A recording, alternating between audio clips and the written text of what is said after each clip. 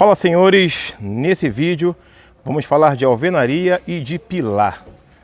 Seguinte, direto ao ponto. A gente tem dois métodos de trabalho, né?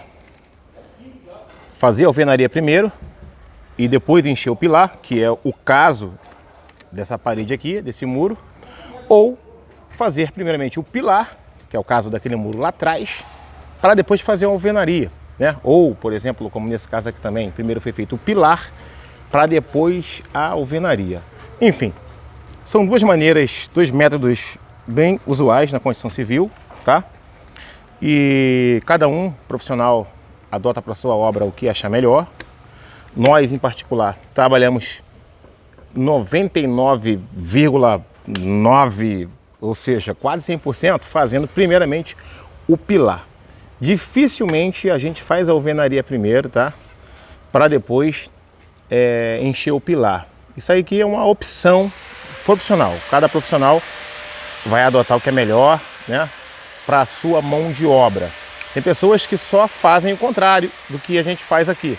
Tem pessoas que só fazem a alvenaria primeiro, né, e fazem, por sinal, excelente trabalho, e depois enche o pilar. Então são métodos que cada profissional adota. Porém, nesse método aqui, que é o que a gente quase não usa, porém não é um método descartável, até porque tem muito profissional aí que faz dessa forma aqui, faz um bom trabalho. Mas dessa forma que a gente está fazendo aqui, eu só tenho uma reserva, tá? Que aí eu quero dividir com vocês, que seria o seguinte: toda vez que você vai fazer a alvenaria, que é esse caso aqui, para depois você encher o pilar, o ideal é que você feche aqui, ó, esses furos aqui do tijolo. É claro que na maioria das construções a gente vai ver a alvenaria, né, que quando é feita primeiro, toda a alvenaria com esses furos aparentes para o concreto entrar aqui. E é aí que está o dilema, é daí que a gente precisa ter alguns cuidados, tá? É claro que não se trata da parede ficar mais forte ou mais fraca, fazendo a primeira parede ou depois o pilar. A questão aqui não é essa. É apenas métodos diferentes e aceitáveis para cada profissional, beleza?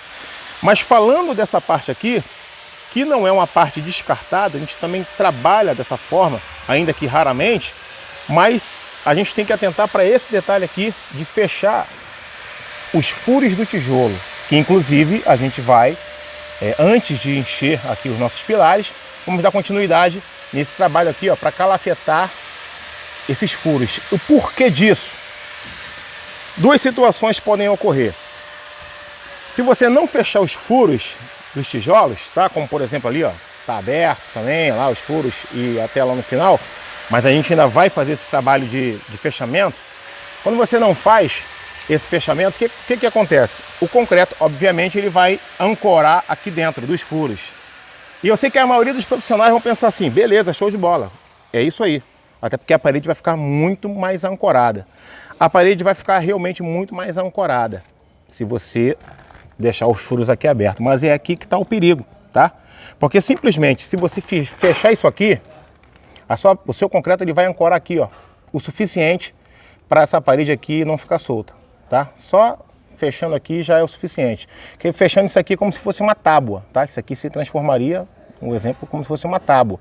Como a tábua que você coloca na frente aqui e a tábua do outro lado. O concreto ele não entra em lugar nenhum. O objetivo do concreto não entrar são duas situações.